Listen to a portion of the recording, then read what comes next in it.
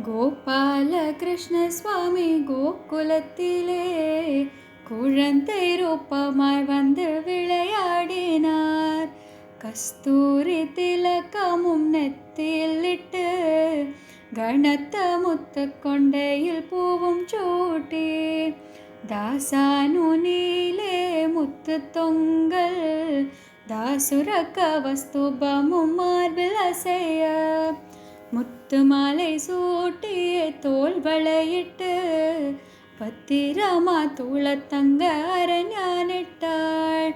காலில் தண்டைகள் இட்டு காதிரண்டிலும் மக்கர குண்டலமிட்டு கண்ணுக்கு மையிட்டாள்.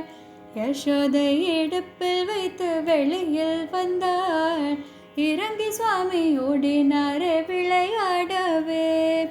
தன் வயசு குமாராளும் தானும் கூடி ஜனக்கரை கண்டும் ஹரை எங்கும் தேடி பிடிக்க வந்த பேர் கையில் அகப்படாமலே புகுந்து கிரகந்தோறும் விளையாடினார்.